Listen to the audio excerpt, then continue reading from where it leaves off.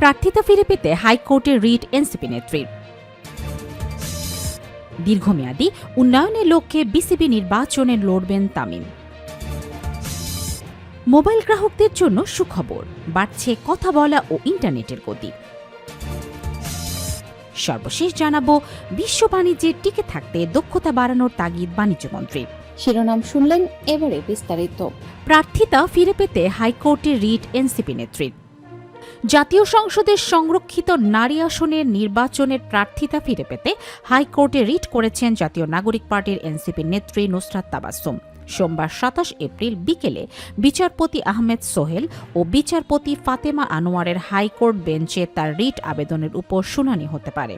গত ২২ এপ্রিল নির্ধারিত সময়ের পর মনোনয়নপত্র জমা দেওয়ায় এনসিপি নেত্রী নুসরাত তাবাসসুমের মনোনয়নপত্র বাতিল করে নির্বাচন কমিশন ইসির আগে একই দলের যুগ্ম আহ্বায়ক মনিরা শারমিনের প্রার্থিতা স্থগিত করে ইসি।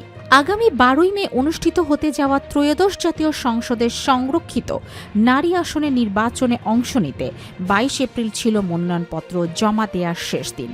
নির্বাচন কমিশন সূত্রে জানা গেছে, মনোনয়নপত্র জমা দেওয়ার শেষ সময় ছিল বিকেল ৪টা পর্যন্ত, কিন্তু এনসিপি নেত্রী নুসরাত তাবাসসুম তার মনোনয়নপত্র জমা দেন ৪টা ১৯ মিনিটে।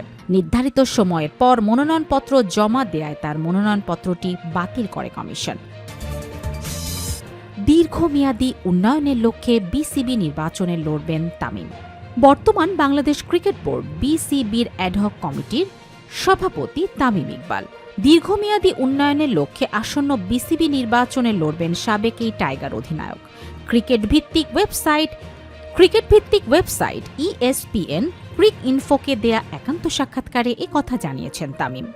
নির্বাচনে লড়ার কথা উল্লেখ করে বর্তমান বিসিবি প্রধান বলেন, আমার প্রথম সংবাদ সম্মেলনে পরিষ্কার করে বলেছিলাম যে আমি পরবর্তী নির্বাচনে সভাপতি পদে লড়ব। একটি অবাধ ও সুষ্ঠু নির্বাচন আয়োজনের দায়িত্ব আমাকে দেয়া হয়েছে। বাংলাদেশ ক্রিকেটের সঙ্গে সম্পৃক্ত যারা, একটি গ্রহণযোগ্য নির্বাচন তার প্রাপ্য। আগের বোর্ডের সমালোচনা করে তামিম বলেন, সম্প্রতি আপনারা দেখেছেন বাংলাদেশের ক্রিকেট প্রায় স্থবির হয়ে পড়েছিল, খেলোয়াড়রা ভুগেছেন। আমরা চাই না এমন পরিস্থিতি আবার তৈরি হোক। নির্বাচনের পর যদি সুযোগ পাই তাহলে আমার পরিকল্পনা বাস্তবায়নে কাজ শুরু করব। মোবাইল গ্রাহকদের জন্য সুখবর, বাড়ছে কথা বলা ও ইন্টারনেটের গতি।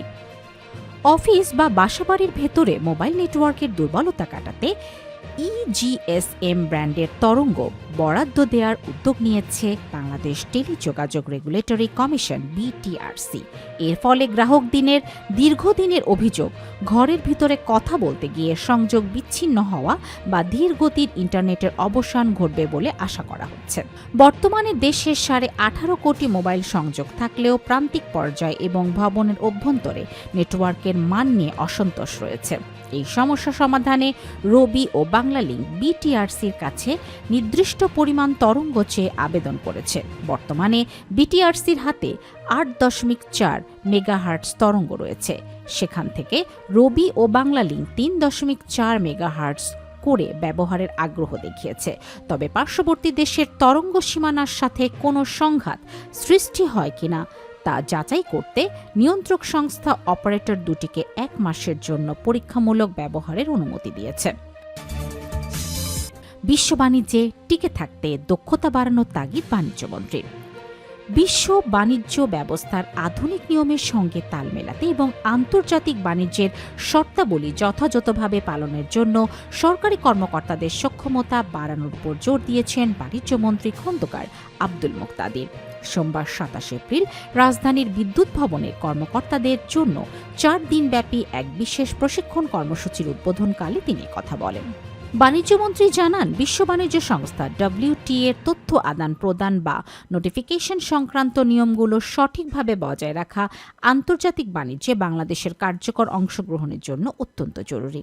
মন্ত্রী এই প্রশিক্ষণকে একটি সময়োপযোগী পদক্ষেপ হিসাবে উল্লেখ করে বলেন, এর ফলে বিভিন্ন মন্ত্রণালয়ের কর্মকর্তাদের মধ্যে কাজের সমন্বয় বাড়বে এবং আন্তর্জাতিক বাণিজ্য বিষয়ে তাদের জ্ঞান ও পেশাদারিত্ব বৃদ্ধি পাবে।